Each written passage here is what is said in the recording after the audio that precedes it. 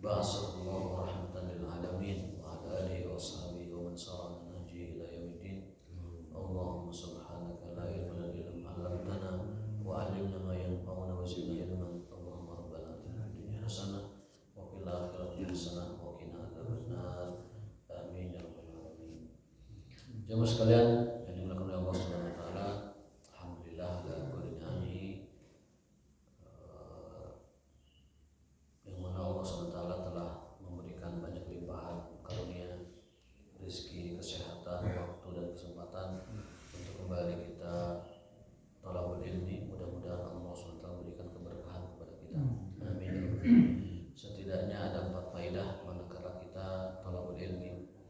Dalam sebuah hadis, majtama'a qaumun fi baitin min buyutillah yatluna kitaballah wa yatadarasunahu illa nazalat alaihimus sakinah. Yang pertama adalah sakinah, wa ghasyiyatuhum rahmah. Yang kedua rahmat. Yang ketiga adalah wa nazalat alaihimul malaikah wa hafathumul malaikah. Malaikat berhimpun di antara kita dan mendoakan. Yang keempat adalah wa zakarahumullah fi man indah. Ini harus selalu menjadi motivasi kita manakala kita thalabul ilmi.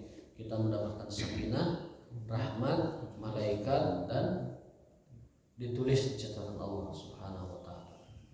Catatan, kitabah. Jadi ada 4. Sakinah, rahmah, malaikat, kitabah. Jadi kita dapat 4 faedah apabila kita duduk thalabul ilmi. Dapat sakinahnya, dapat rahmatnya, malaikat juga turun mendoakan, kemudian Allah mencatat kita di sisinya, catatan Allah Subhanahu wa taala. Itu faedah yang sangat besar yang tidak mudah dicapai dengan amalan-amalan lain kecuali dengan thalabul ilmi. Mudah-mudahan Allah taala mengikhlaskan niat kita dan memperoleh faedah yang 4 tadi. Sakinah, rahmah, malaikah, dan juga kitabah. Hari ini kita akan melanjutkan kajian kitab Zadul Ma'ad halaman 202 mi'ah wa isnan au isnani ba'da mi'atain. Fa idza fariqa min al-Fatihati akhadha fi surati ghairiha wa kana yutilu hataratan wa yukhaffifuha li'aridin min safarin aw ghairihi wa yatawassatu fiha ghaliban. Jadi pada prinsipnya dalam membaca surat ba'da Fatihah itu adalah iqra' ma tayassara minal Quran. Bacalah yang paling mudah yang kita bisa. Bacalah yang paling mudah yang kita bisa. Itu kaidah umumnya. Nah, dalam hadis summa qra' ma tayassara ma'aka minal Quran. Dalam hadis tentang rukun salat itu Nabi mengatakan terkait bacaan ba'da Fatihah itu adalah summa qra' ma tayassara minal Quran. Bacalah oleh kamu ketika sholat setelah Fatihah apa yang paling mudah yang kamu bisa baca. Namun demikian, apabila kita mempelajari sirah Rasulullah SAW, kita akan mendapati bagaimana cara beliau membagi surat-surat itu ketika dibaca dalam sholat. Kita akan minimal mendapat gambaran Rasul itu seperti apa dalam sholatnya, baca apa, sholat sunnah baca apa, sholat wajib baca apa, zuhur, subuh, zuhur, asar, maghrib, isya itu bacanya apa gitu. Beda-beda. Wa kana yaqra fil fajri binahwi sittina ayatan ila mi'ati ayah. Wassallahu surati Qaf. Dalam salat subuh beliau itu setelah Fatihah bacaannya adalah surat Qaf.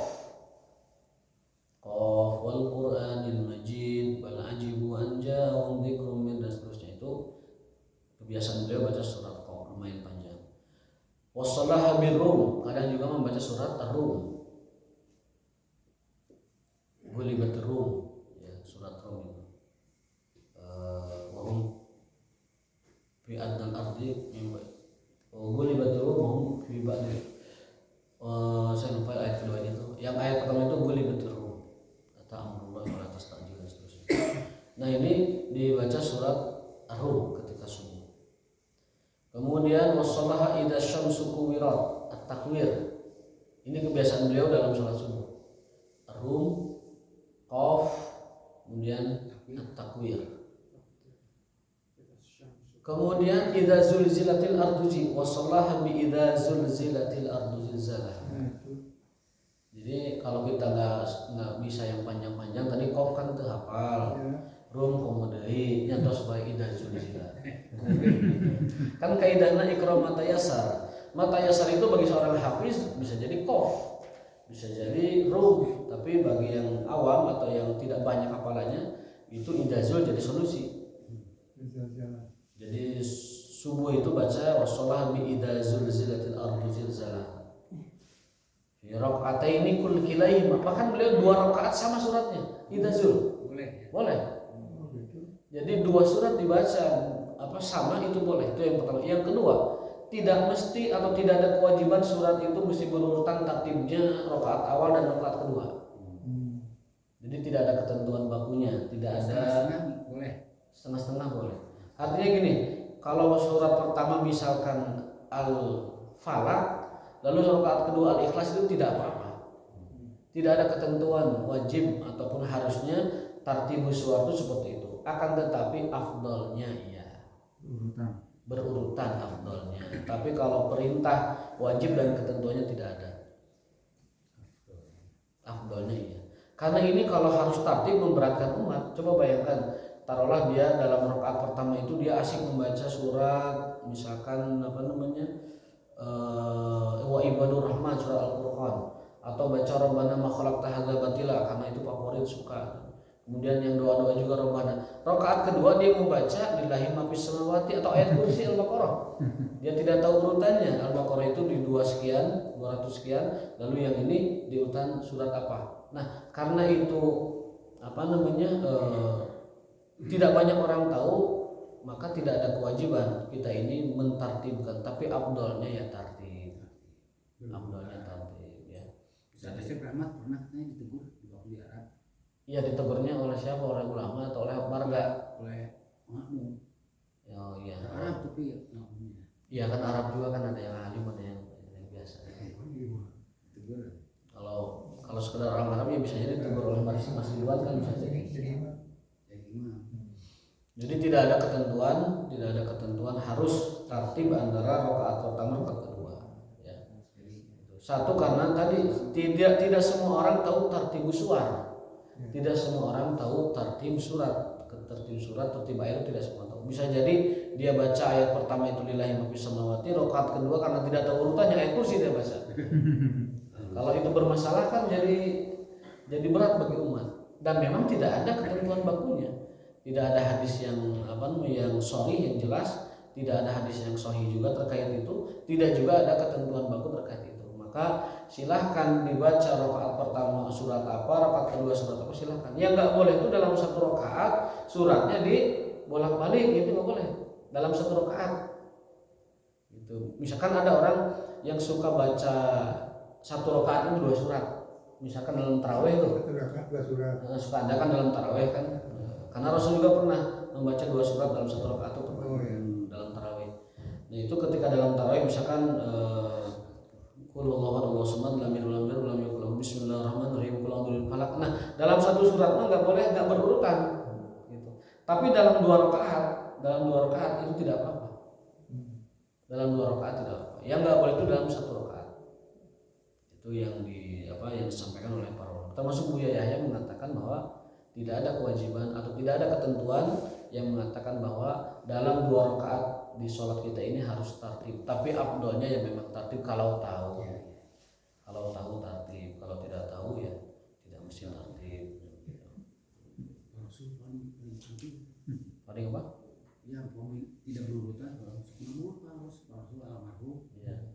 Ditanya nggak mana kitabnya, mana dalilnya? Tidak tahu. Akhirnya terang Asep pernah ditegur itu. Pak Asep itu pernah ditegur di Arab katanya. Ya ditegur sama siapa? Sama ulamanya kah atau sama orang biasa? Kan gitu. Kan tidak semua orang juga alim. Kan begitu. Kecuali kalau ditegurnya oleh ulamanya, misalkan oleh imamnya atau bagaimana. Kalau sesama jamaah ya bisa jadi tidak mengetahui dengan jelas. Al-muhim yang kesimpulannya bahwa tidak ada kewajiban, tidak ada keharusan, dan tidak berdosa, tidak bersalah orang ketika baca Al-Quran itu tidak berurutan dalam 2 rakaat. Namun demikian afdalnya kalau tahu ya berurutan. Rasulullah SAW juga pernah membaca Idza Zulzilati 2 kali dalam 2 rakaat. Jadi rakaat pertama Idza Zulzilati, rakaat kedua Idza Zulzilati. Bahkan ada sahabat Nabi kalau ngimamin sholat al-ikhlas terus, pokoknya terus sampai dilaporkan Pak saking ku nanti sebahasa orang mah giungna lah gitu. Saking ku giungna eta baca terus al-ikhlas dilaporkan ke sahabatnya, ya Rasulullah, aya imam di masjid kami setiap sholat macan teh kul huwallahu al-ikhlas terus. Kulhu sama kalecak lah bahasa orang mah begitu. Kulhu itu kata hiji, kedua, subuh, lohor, asar, maghrib, kulhu terus. Baru karena disangkanya tidak hafal surat lain. Dilakukan Rasul. Apa kata Rasul? Coba bejaan, kunaon melakukan itu? Kasih tahu, tanyakan, kasih tahu saya. Ditanyakan pada yang bersangkutan, Pak, pangersa, kunaon imam teh kulhu terus. Sahur Nabi yang ditaros, nah gitu kan. Ayo selain Nabi mah bisa bunuh kan ditaros. Karena saya menyukai dan mencintai surat ini. Inni uhibbuha. Aku menyukai dan mencintai surat. Kenapa? Karena di dalamnya ada tauhidullah. Ada tauhidullah, ada Ar-Rahman Ar-Rahim yang apa namanya? Makna-makna as-samad, lam yalid walam yulad. Apalagi sebelumnya kan bismillah itu semuanya adalah kalimat tauhid dan pengesaan Allah SWT. Aku sangat mencintai surat ini. Bukan karena tidak hafal. Hafal Quran semua, tapi senang baca surat Al-Ikhlas. Apa kata Nabi? Akhbiru, kasih tahu dia, innallaha yuhibbu, Allah mencintainya. Orang ini dicintai Allah karena dia mencintai surat Al-Ikhlas. Berarti kalau kita ingin dicintai Allah, cintailah surat Al-Ikhlas. Dibaca terus. Di setiap sholat sunnah kita pastikan ada Al-Ikhlasnya. Bahkan sholat sunnah itu kan dianjurkannya rakaat pertama itu Qul ya ayyuhal kafirun. Rakaat kedua Qul huwallahu ahad. Sholat sunnah kita itu dianjurkannya itu semua. Qabliyah, ba'diyah, qiyamul lail, dan hajat mutlak, taubat, itu semua bacaan surat. Yang pertama Qul ya ayyuhal kafirun, yang kedua Qul huwallahu ahad. Itu dibaca di setiap sholat sunnah kita. Jadi gampang sholat sunnah ya. Wassalah bil muawwidzat. Nabi SAW juga pernah sholat subuh dengan membaca al-muawwidzatain, al-falaq dan an-nas. Jadi sholat subuh itu kadang secepat kilat, maksud cepat kilat itu al-falaq an-nas, kadang juga dengan ar-rum dan qaf sampai matahari terlihat agak terang. Sholat subuhnya itu. Kalau ada orang pergi ke Baki, ke tempat buang hajat misalkan, itu pulang lagi itu masih rakaat pertama. Pernah juga begitu sholat Rasulullah SAW. Jadi lama begitu. Tapi kadang juga terpendek banget, yaitu dengan al-falaq dan an-nas. Wassalah bi al-muawwidzaini al-falaq wan nas. Wa kana fi safari wassalah, itu ketika safar tentunya, ketika tidak lama-lama. Faftataha bi suratil mu'minin hatta idza balagha dzikru Musa wa Harun fi raqatil ula akhadatu sa'latun faraqat. Pernah juga beliau dalam sholat subuh itu membaca surat Al-Mu'minun sampai dengan kisahnya Musa, lalu beliau ruku. Artinya satu surat bisa dibagi dua. Satu surat, beliau biasa baca surat itu dalam satu rakaat dibagi dua. Kalau panjang suratnya. Kalau kita baca misalkan wan-nazi'ati gharqa wan-nasyitati nashta, sekiranya itu panjang karena satu halaman setengah dan jamaah tidak kuat, boleh dibagi dua. Misalkan sampai mata'an lakum wa li'an'amikum. Lalu rakaat keduanya baru fa idza ja'atit tammatul kubra, boleh kan. Jadi dalam sholat itu boleh satu surat dibagi dua. Itu sholat subuh. Jadi qaf, rum, takwir, idazul, kemudian al-mu'minin dan falaq bin nas. Itu Rasul biasa membaca surat itu di sholat subuh. Kalau qobliyah subuh baca suratnya apa? Qobliyah subuh rakaat pertama al-kafirun, rakaat kedua al-ikhlas. Itu berlaku bagi qobliyah dan ba'diyah. Qobliyah ba'diyah sholat itu dianjurkan membacanya al-kafirun dengan al-ikhlas. Jadi al-ikhlas ini luar biasa dahsyat, selalu dibaca. Ada sebuah hadis ini disebutkan bahwa barang siapa yang membaca Ismul A'zam ini, dia pasti diijabah doanya. Yaitu dengan menggunakan pembukaannya itu dengan surat Al-Ikhlas. Mungkin pernah ada yang mendengar hadisnya itu. Doanya begini, tawasulnya begini, tawasul supaya ijabah itu Allahumma inni ashhadu bi annaka antallah la ilaha illa anta al-ahadus somad alladzi lam yalid wa lam yulad wa lam yakul lahu kufuwan ahad. Lalu berdoa. Itu Ismullahil A'zam yang paling mustajab dalam doa.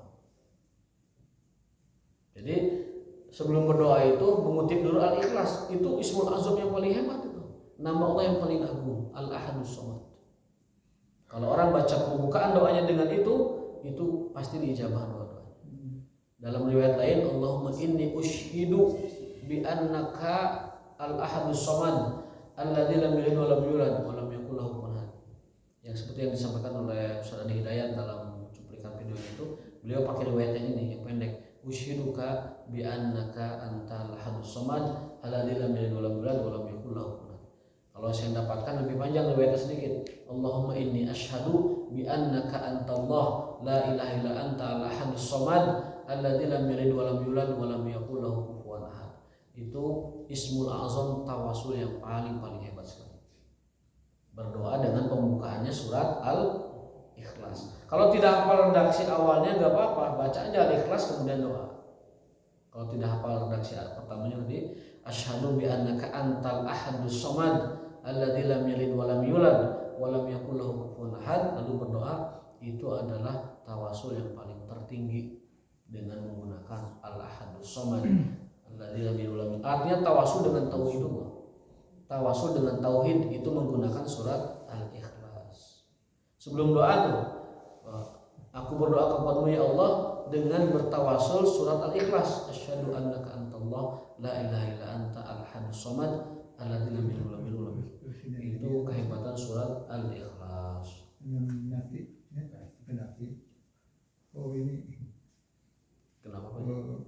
Saya pernah baca berita di koran tentang Presiden Libya, Muammar Gaddafi, sebelum meninggal ya. Katanya kalau dia baca surat Al-Ikhlas apa sama Anas itu tidak pakai kul. Jadi trikul itu tidak ada. Kan Qurannya ada. Ya di Quran ada, tapi dia kalau baca itu kan kul walau ahad itu kul itu kan Allah yang ngomong, katakan gitu ya. Jadi dia itu kalau baca Al-Falaq sama Anas juga kalau bahad. Ya, dia berdoa atau baca Quran? Nah, dalam sholat. Oh ya salah, itu mengurangi Quran, nggak boleh. Salah, itu perbuatan salah. Salah. Kalau doa bisa. Doa juga sebaiknya dikutip juga ayatnya. Karena kalau kita berdoa dengan Quran sebaiknya dibaca semuanya. Contohnya, Subhana rabbika rabbil izzati amma yasifun wassalamun alal mursalin walhamdulillahi rabbil alamin. Itu kan kaknya kepada Allah. Ya kan? Kaknya kepada Allah. Kalau kita memohon kepada Allah dengan menyebutkan itu seolah-olah itu tidak meminta gitu. Subhana rabbika rabbil izzati amma yasifun. Contoh lagi membaca assalamualaikum ketika kita mau berdoa misalkan. Jadi kalau kita berdoa dengan menggunakan ayat Quran dibaca semuanya. Dibaca semuanya. Misalkan kita ingin menjaga diri, perlindungan diri dari kejahatan makhluk Allah, dibaca qul a'udzu birabbil falaq min syarri ma khalaq min syarri ghasiqin. Karena kita mengutip ayat. Kecuali kalau kita mau membaca doanya itu benar-benar tidak niatnya ngutip ayat. Maka boleh contoh, Rabbana atina fid dunya hasanah wa fil akhirati hasanah wa qina adzabannar. Itu kan ayat lengkapnya enggak begitu? Ya. Ayat lengkapnya itu wa minhum may yaqulu Rabbana atina fid dunya hasanah wa fil akhirati hasanah wa qina adzabannar. Dan di antara manusia ada yang berdoa kepada Allah dengan doanya itu Rabbana atina fid dunya. Allah menceritakan bahwa ada orang-orang yang doanya itu paripurna. Apa itu doanya? Rabbana atina fid dunya hasanah wa fil akhirati hasanah wa qina adzabannar. Jadi Allah sedang menceritakan tentang ada orang sekumpulan manusia yang doanya seperti itu. Nah, jadi kalau niatnya kita berdoa dengan ayat Quran itu dibaca seutuhnya juga nggak apa-apa gitu. Tapi kalau niatnya kita hanya berdoa saja, tidak niat membaca Quran, itu doanya saja, maka cukup diambil dari robbananya saja.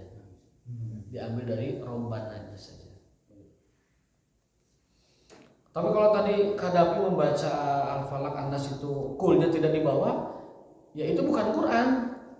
Ya. Quran ada kulnya gitu. Quran itu ada kulnya. Meskipun itu lafaz Allah kepada Muhammad SAW, tapi itu ayat Quran dibaca. Nabi saja membaca Al-Falaq An-Nas dengan kulnya. Gitu ya. Nabi membaca Al-Falaq An-Nas dengan kulnya, tidak langsung ke A'udzu bil falaq min syarri ma khalaq. Atau orang nanti kaget, ini Quran dari mana? Langsung a'udzu tanpa kul kan begitu. Nah, di dalam agama itu kadang tidak bisa kita ini dengan akal-akalan gitu, dengan otak misalkan. Karena itu kan kulnya itu kan Allah kepada Rasul. Nah, kita kan tidak disebutkan kul kata Allah. Jadi langsung aja a'udzu, itu akal-akalan.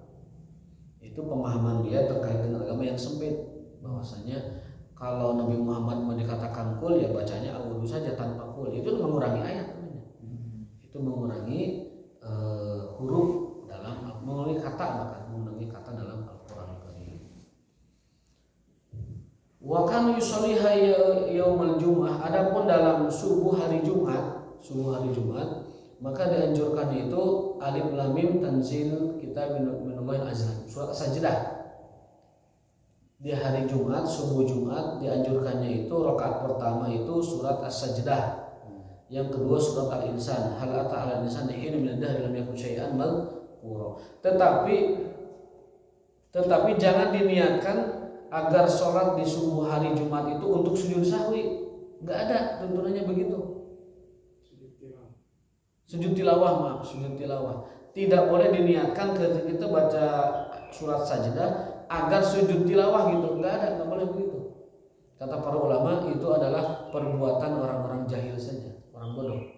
Kalau seperti itu. Yang dianjurkan itu membaca surat As-Sajdah, namun di dalamnya ada sujud tilawah, kita bersujud itu. Bukan sengaja mencari sujud tilawah supaya pagi Jumat itu ada sujud tilawahnya, tidak begitu. Jadi ini masalah mindset ya. Jadi jangan kita mencari ayat sajdah khusus karena ingin sujud gitu, jangan. Tetapi baca surat saja biasa.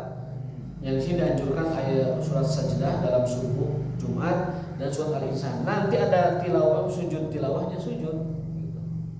Tidak pun tidak apa-apa, tapi sujud lebih afdal.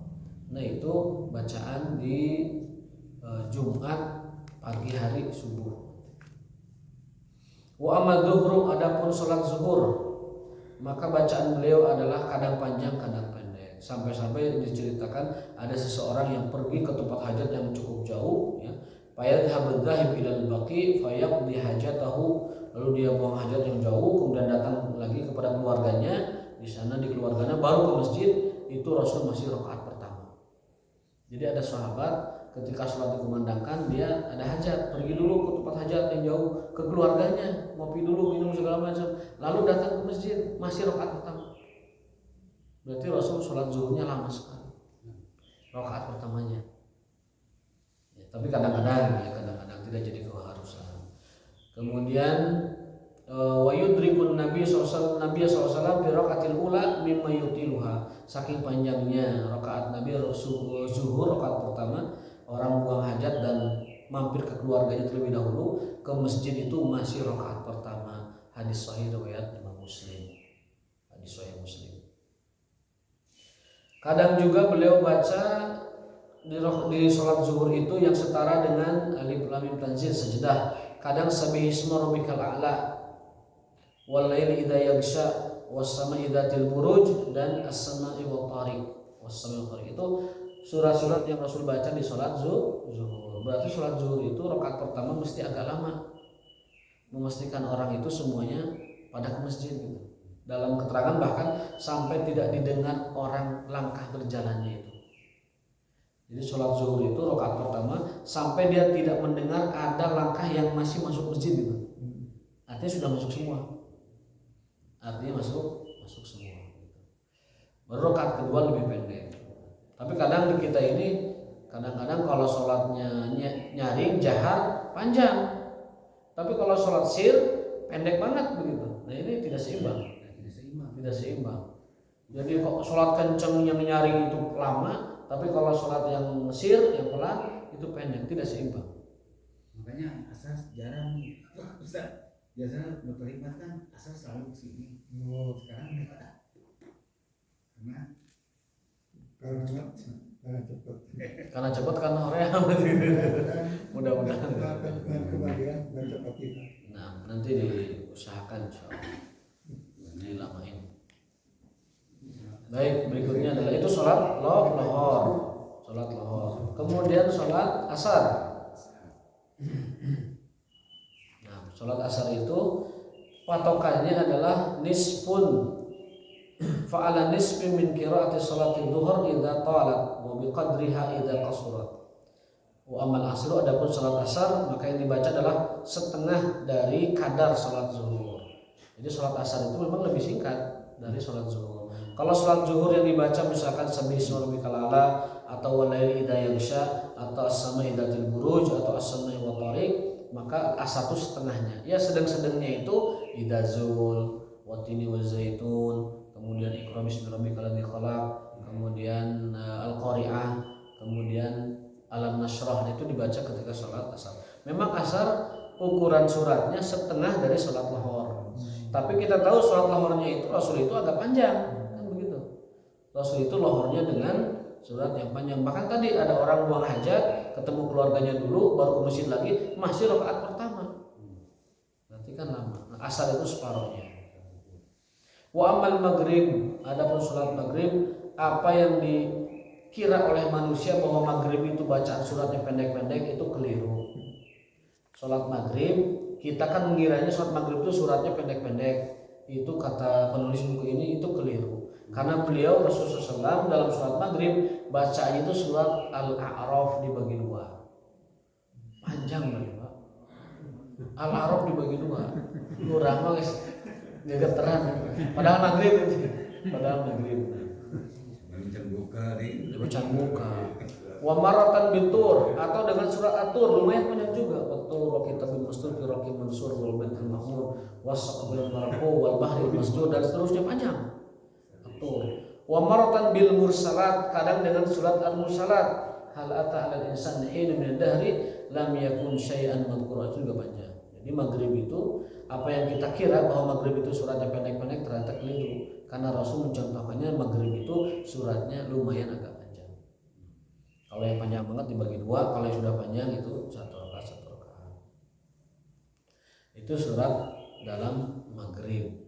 Wa ammal isya, adapun salat isya dianjurkannya itu adalah watini wazaitun. Karena orang sudah mulai lungse, orang sudah mulai ngantuk, orang sudah mulai di masjidnya dikeretek sekali pertek dipijitin capek kan. Ayo goler, ayo terus tidur di waktu pada maghrib di masjid itu kan istirahat. Nah, sholat isya itu karena orang pada capek maka dianjurkannya nuparondok watini wazaitun. Itu Nabi paling sering membaca watini wazaitun. Wasyamsi waduhaha paling panjang juga. Sabbihisma rabbikal a'la al-laili wal laili idza yaghsha. Itu favorit Rasul di sholat isya. Watini wazaitun, sabbihisma rabbikal a'la, wasyamsi waduhaha wal laili idza yaghsha. Itu favorit bacaan Rasul di sholat isya.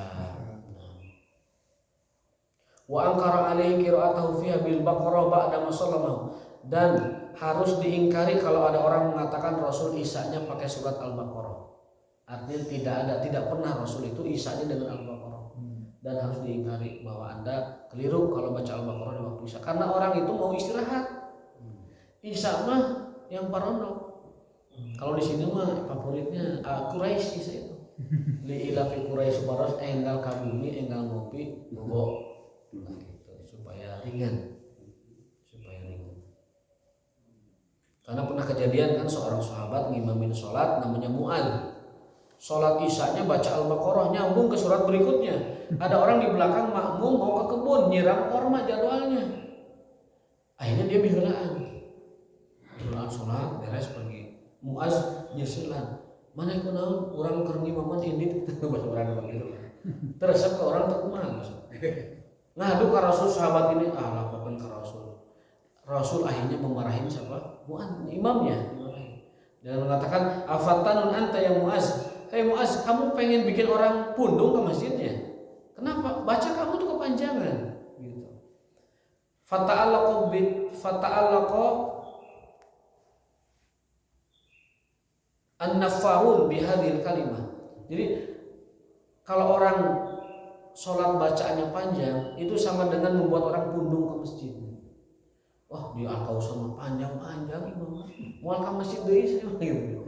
Nah, itu Rasul menjaga agar kaum muslimin itu tidak pundung ke masjid, maka Rasul menegur imamnya, Muaz, kamu kalau ngimamin isya itu jangan panjang-panjang, baca aja wasyamsi wal duha atau sabbihisma rabbikal a'la atau walaili idza yaghsha. Jangan baca surat Al-Baqarah nyambung ke Ali Imran, kemudian An-Nisa, Al-Maidah. Itu mah orang yang mau nyiram kehabisan ayatnya, itu bagian kehabisan ayat. Wa amal jumu'ah, adapun sholat Jumat, ini sholat Jumat tadi kan subuh udah, zuhur udah, asar udah, maghrib udah, Jumat sekarang. Sholat Jumat di hari Jumat, fakana yaqra fiha bi suratai al-jumu'ah wal munafiqin. Beliau membaca dalam sholat Jumat itu surat al-Jumu'ah dan surat al-Munafiqun. Dalam sering kita baca ya. Gimana ayatnya? Idza ja'al munafiquna qalu nashhadu innaka la rasulullah ya innaka rasulullah yashhadu innal munafiqina lakadzibun dan seterusnya. Dalam surat Jumat dianjurkan bacaannya kalau enggak surat al-Jumu'ah, surat al-Munafiqun. Surat al-Jumu'ah rakaat pertama, al-Munafiqun rakaat kedua, kamilatain secara sempurna. Atau kalau Jumu'ah al-Munafiqun tidak hafal, baca yang lebih pendek yaitu sabbihisma rabbikal a'la rakaat pertama dan hal ataka hadil ghasyiyah rakaat kedua. Jadi Jumat ini anjurannya surat Jumu'ah yusabbihu lillahi ma fis samawati dan atau surat yang keduanya qad idza ja'al munafiquna qalu nashhadu innaka rasulullah. Itu Jumat. Jadi sering itu dibaca. Iya, Itu betul. Itu tahun 90-an sampai 2000-an. Saya suka dengar khutbah Jumatnya di Istiqlal. Kalau saya pulang dari sini Jumatan itu dengan televisi masih sholat misalnya di Istiqlal itu. Lalu tiap Jumat itu selalu baca Al-A'la sama Al-Ghasyiyah. Iya. Itu bertahun-tahun itu. Karena ada riwayatnya. Iya. Al-A'la yang pertama, tapi kalau kita hafal lebih panjang, rakaat pertama itu al-Jumu'ah. Iya. Rakaat kedua al-Munafiqun. Kalau kita mau bervariasi boleh. Jumat ini Jumu'ah Munafiqun, Jumat besoknya Sabbihisma dengan Al-Ghasyiyah. Boleh divariasikan seperti itu. Wa amma fil a'yad, kita balik lagi sedikit. Wa amma fil a'yad, adapun di hari-hari raya, kemudian di acara-acara seperti sholat-sholat lain, gerhana dan sebagainya, yang event-event tertentu, maka beliau itu menganjurkan baca surat Qaf, surat Al-Qamar, surat Al-Ghasyiyah dengan sabbihisma. Itu dalam Id ya. Dalam Id itu ada 4, Qaf, Al-Qamar, Al-A'la, Al-Ghasyiyah. Itu 4 surat buat momen-momen yang ramai. Idul Fitri, Idul Adha, kusuk, gerhana, kemudian lain sebagainya. Itu yang dibaca dalam 4 surat itu ya. Al-Qamar, iqtarabatis sa'atu wan syaqqal qamar, atau surat Qaf Al-Qur'anil Majid, atau sabbihisma rabbikal a'la, atau surat Al-Ghasyiyah. Jadi selalu ada pilihan. Ada pilihan yang sedangnya, ada pilihan yang pendeknya. Kalau mau yang pendek maka Al-A'la sama Al-Ghasyiyah. Kalau mau yang sedang maka Qaf dengan Al-Qamar. Itu dalam ayat, dalam hari raya, gerhana-gerhana dan lain sebagainya dibaca surat tersebut. Nah, itu panduan dalam membaca surat ya.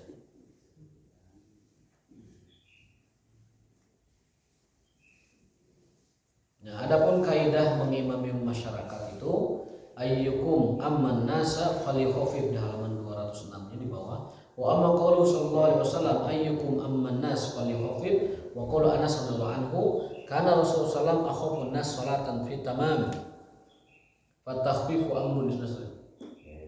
Rasulullah SAW itu menyuruh kita untuk meringankan bacaan saat jadi imam.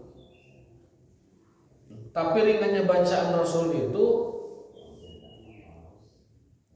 relatif ya. Di zaman Rasul yang dianggap ringan itu adalah membaca surat-surat tadi yang panjang-panjang itu. Di Di zaman sekarang berubah, yang disebut dengan surat ringan itu bukan surat itu. Maka kata penulis buku ini, yang dimaksud hadis bahwa jika kalian mengimami manusia maka ringankanlah. Nah, kata beliau, ringan itu sesuatu yang relatif. Bisa jadi yang dianggap ringan di pondok tahfiz Quran itu surat Ar-Rahman paling ringan bisa jadi. Tapi di Al-Kausar bisa jadi ringannya itu surat Inna a'tainakal kausar. Makanya itu syai'un nisbi itu relatif. Zaman Rasul jangan dianggap ringan itu seperti surat-surat yang kita baca di sini. Ringannya zaman Nabi itu yaitu At-Tur ya, kemudian Al-Jumu'ah, Al-Qamar. Kalau pendek ya tadi memang surat Al-Ghasyiyah, Al-A'la dan seterusnya. Jadi sesuatu yang relatif dikembalikan kepada tradisi dan kebiasaan masyarakat sekitarnya.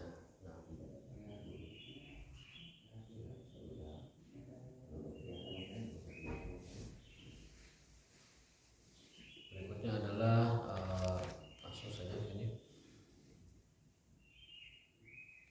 Adapun beliau terkadang membaca 2 surat dalam 1 rakaat, itu pernah dilakukan, tetapi dalam salat sunnah. Wa kana min hadihi qira'atus surah kamilatan wa rubbama qara'aha fi rak'atain wa rubbama qara'a awwal surah wa amma qira'atu awakhir suwar wa awasituha falam yuhfad anhu wa amma qira'atu suratain fi rak'atin fa kana yaf'alu fi nafilah. Jadi beliau kalau membaca 2 surat dalam 1 rakaat itu beliau lakukan dalam salat sunnah. Salat wajib tidak dianjurkan. Salat wajib jangan baca 2 surat, tidak dianjurkan. Lam yuhfad anhu, tidak dianjurkan. Tapi kalau dalam salat sunnah silahkan. Misalkan kita tahajud atau ba'diyah qabliyah, setelah al-falaq itu misalkan setelah al-ikhlas masih pengen nambah lagi qul a'udzu falaq. Nambah lagi qul a'udzu binnas. Jadi 3 surat dalam salat. Nah, boleh. Dalam salat sunnah itu boleh. Tarawih juga boleh. Tidak mesti di witirnya. Dari awal juga bisa di witir biasanya witir, tapi sebenarnya di awal-awal surat juga bisa. Misalkan tarawihnya ingin panjang tapi hafalan surat-surat pendek, maka surat pendek itu digabung-gabungkan aja 2 surat, 3 surat, itu dibolehkan dalam sholat sunnah. Kalau sholat wajib tapi sendirian di rumah, ya ini tidak boleh nggak baca surat 2? Ya. Tidak diketahui dari Nabi SAW. Tidak diketahui kan bukan berarti dilarang. Boleh tapi tidak diketahui dari Nabi SAW. Lam yuhfad. Jadi bahasa orang mah lam yuhfad anhu itu tidak tercatat dari nabinya begitu. Tercatat dari Nabi SAW.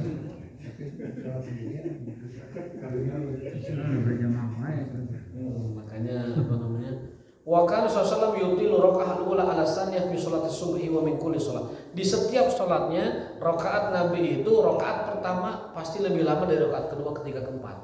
Ya. Jadi urutan teh talektok itu bukan talektok, nanti gini nih. Gitu. Ya. Rakaat kahiji lebih lama, kedua lebih pendek dari pertama, ketiga lebih pendek, keempat lebih pendek. Jadi gini urutannya. Sholat Nabi itu begini urutannya. Nanti teh kalau kita punya tangga mah rakaat pertama karena lebih panjang, tujuannya supaya tidak ada lagi terdengar suara kaki. Sampai sepi jempling tak lebat lagi baru bereskan rakaat pertama. Jadi rakaat kedua asumsinya tidak lagi suara kaki. Tidak ada lagi suara kaki rakaat kedua. Jadi orang itu sudah masuk ke jamaah semuanya. Makanya keterangannya Nabi SAW itu dalam setiap sholatnya senantiasa rakaat pertama itu adalah lebih panjang dan lebih lama daripada rakaat kedua. Kemudian berikutnya setelah itu, waruba makan itu loh hatta la yasma waq'a qadamin. Nabi SAW terbiasa kalau sholat rakaat pertama memastikan tidak ada suara langkah kaki lagi masuk masjid. Waq'a qadam itu suara langkah. Jadi di rakaat pertama itu oleh Nabi dibereskan. Geus eta teh langsung deui membahas orang mobil. Teu teh langsung deui baru ruku.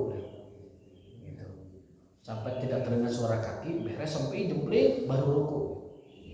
Nabi SAW demikian melakukannya. Wa kana yutilu sholat subhi aksar min sa'ir sholawat. Namun kaidah umumnya beliau senantiasa lebih lama sholat subuh daripada sholat lain dengan beberapa alasan. Oleh para ulama dituliskan.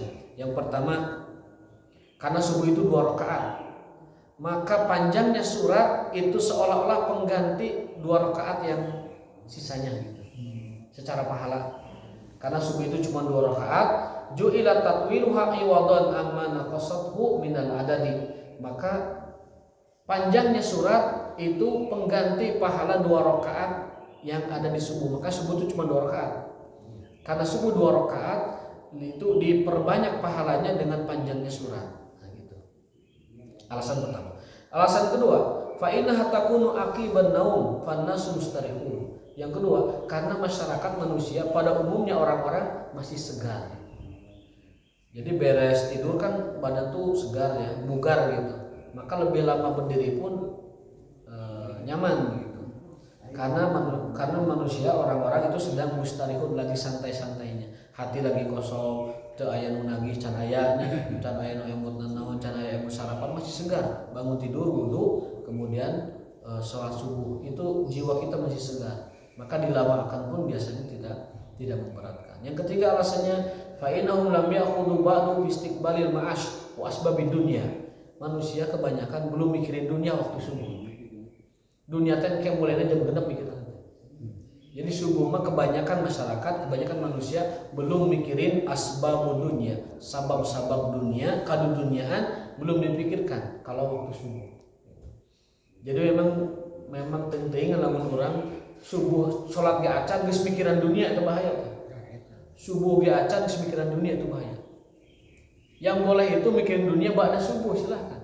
Ba'da subuh mikirin dunia silahkan. Tapi sebelum subuh sebaiknya fokus kepada sholat. Kadang di urang mah pas subuh-subuh nyari kasab teh pas subuh-subuh, subuhna kalewat. Padahal keuntungan subuh jauh lebih besar daripada keuntungan berdagang. Sholat sunnahnya saja lebih baik daripada dunia dan isinya. Apalagi sholat wajibnya. 2 rakaat qobliyah subuh lebih baik dunia dan isinya. Apalagi sholat wajibnya juga. Sunnahnya aja segitu, apalagi wajib. Tapi ya gitu, karena kebanyakan orang tidak menyadarinya, lebih banyak yang sibuk di tempat-tempat duniaan daripada yang lebih baik dari dunia dan isinya. Mudah-mudahan teman-teman kita, saudara-saudara kita yang masih disibukkan di waktu azan subuh, di waktu sholat subuh dengan perniagaan, mudah-mudahan diberikan taufik, kemudahan, dan mereka mendahulukan sholat subuhnya daripada berniaganya. Bukan melarang berniaga, tapi subuh hentikan dulu, karena itu lebih dari sekedar yang dia miliki di dunia ini. Makanya ada istilah nupang beunghara di alam dunia mah nu kenging 2 rakaat saancan subuh. Sanes anu gaduh mobil mewah, sanes anu gaduh nanti tah helikopter, sanes anu gaduh jet pribadi, anu gaduh pulau buatan, anu gaduh segala macam. Elon Musk 2 triliun, 2000 triliun kalah. Bill Gates 1500 triliun kalah. Dengan siapa? Dengan orang yang sholat 2 rakaat sebelum subuh. Dan hukumnya subuh. Terakhir, wa aidan fa innaha takunu fi waqti tawatu'a fihi sam'u wal lisanu wal qalbu li faraghihi wa adam tamakkunil ishtighal fihi fa yafhamul Qur'an wa yatadabbar. Di sholat subuh itu pendengaran masih segar, lisan masih segar, hati juga masih kosong ya. Kemungkinan untuk mentadaburi, memahami ayat itu lebih fokus. Makanya dibuat lebih panjang sholat subuh. Dan lebih khusyuk. Ya syaratnya ya tidak ngantuk. Dan agar tidak ngantuk ini, ketika wudhu masukkan air ke dalam hidung, dia cengar langsung, itu nggak akan ngantuk. Karena Nabi bersabda, setan itu nginapnya di lubang hidung. Kalau lubang hidungnya sudah kena air wudhu, itu dia akan kabur setannya dan dia tidak akan ngantuk lagi. Segar langsung, segar. Sebagaimana anjuran Rasulullah SAW. Wa aidan fa inha asasul amal wa awwaluhu fa utiyat fadlan min al-ihtimam biha wa tadliluha wa hadhi asrar inna ma yarifuha man lahu iltifat ila asal syari'ati wa maqasidiha wa wallahu musta'an. Nah, Rasul membagi surat dan salatnya, membagi rakaat pertama, kedua, ketiga, keempat itu berurutan lamanya sampai ke pendeknya, kemudian menempatkan idan-idan, itu semuanya adalah atas nama hikmah syariat. Rasul paham betul hikmah syariah seperti itu dan mengajarnya kepada umat. Artinya apa? Artinya semua itu teh ada artinya gitu. Kenapa Nabi menganjurkan ini? Itu semuanya ada hikmah syariahnya. Tidak begitu saja. Wallahu ta'ala bisawab wa taufiq wa billah. Soal kita lanjutkan lagi dengan